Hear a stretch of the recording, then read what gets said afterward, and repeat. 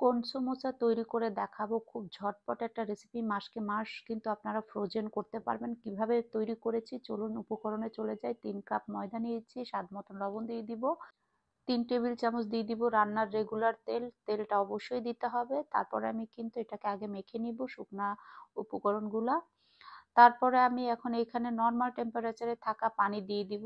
একটা মানে tight fit একটা ডো করে এটা ঢেকে রেখে দিব আমি 20 মিনিটের জন্য, রেস্টের জন্য। 20 মিনিট পর ফিরে আসলাম। এই যে দেখেন রেস্ট হয়ে গেছে। এখন আমি এখান থেকে সুন্দর করে লিচি কেটে নিব একটু মথে নিয়ে। ছোট ছোট লিচি কাটবেন, এত বেশি বড় কাটবেন না। আমি ঠিক যে সাইজের কেটেছি আপনারা ওইভাবে ছোট করে কাটবেন। এতে করে কিন্তু কোণগুলো দেখতে খুব সুন্দর হবে আর একদম পারফেক্ট একটা সাইজ হবে। প্রত্যেকটা লিচি আমি এরকম করে বেলে নিব। আমার এই রেসিপিগুলো ভালো লাগলে অবশ্যই আমার পেজটা ফলো করে দিবেন, ভিডিওতে একটা লাইক দিয়ে দিবেন, বেশি বেশি শেয়ার করে দিবেন। একই নামে ইউটিউব চ্যানেল, চাইলে সাবস্ক্রাইব করে সাথে থাকবেন। প্রথমে এখান থেকে একটা লিচি যে রুটি বেলেছিলাম দিয়ে একটার উপর একটা দিয়ে তেল দিয়ে তারপরে কিন্তু আমি একটার উপর একটা দিয়ে দিলাম। এভাবে দিয়ে কিন্তু আপনারা 4 পিস করে যদি বেলেন, এতে করে খুব সুন্দর রুটিগুলো তাড়াতাড়ি খুলে আসবে। হাত দিয়ে এভাবে করে নিব। এখন এক সাইডে এরকম করে রেখে দিব। আগে যেগুলো করেছিলাম আমি ওখান থেকে একটা নিয়ে বেলবো। তাহলে এটা আর একটু রেস্টে নিবে।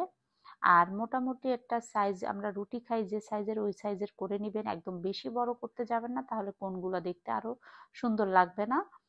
তারপর আমি কিন্তু এভাবে করে নিলাম। এই যে দেখেন এখন আমি একটা প্যানের মধ্যে ছেঁকে নিব। আমি কিন্তু সবসময় আপনাদেরকে ঝটপট রেসিপিগুলো কিন্তু তৈরি করে দেখাই। আর রমজান চলে আসছে, আপনারা কিন্তু এই ফ্রোজেনও করতে পারেন। এখন ছেঁকে নেওয়ার পরে কিন্তু আমি এই যে দেখেন খুব সহজেই খুলে যাচ্ছে। এভাবে করে ধৈর্য ধরে কিন্তু এই কাজটা করতে হবে। আমি এভাবে একে একে করে সব রুটিগুলো কিন্তু খুলে নিয়েছি। দেখেন কত পাতলা হয়েছে। তারপরে আমি জাস্ট এভাবে ধরে কেটে নিব। একদম সহজ রেসিপি, আপনারা যে কেউ বানিয়ে নিতে পারবেন এটা।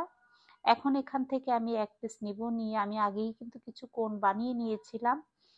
তারপরে আমি এখন এটা আরেকটু ধরলাম, ধরে তারপরে এরকম করে লাগিয়ে অবশ্যই কিন্তু ভালো করে একটু ময়দাতে পানি দিয়ে গলিয়ে আটা তৈরি করে নেবেন। এটা কিন্তু লাগিয়ে দিতে হবে। তারপর পুর দিয়ে দিলাম।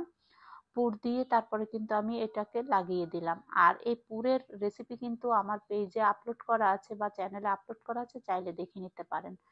আমি আরো একটা দেখিয়ে দিচ্ছি যে এটা কেমন করে তুলতে হয়। আর এটা ভাজলে এত সুন্দর লাগে, বিশ্বাস করেন।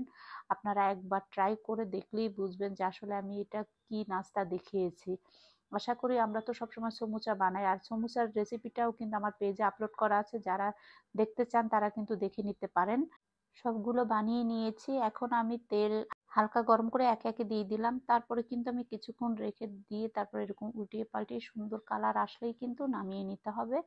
ভিডিওটা বেশি লং হয়ে যাবে বলে কিন্তু আমি শর্টকাট ভাবে দেখিয়েছি। ভালো লাগলে অবশ্যই সাথে থাকবেন।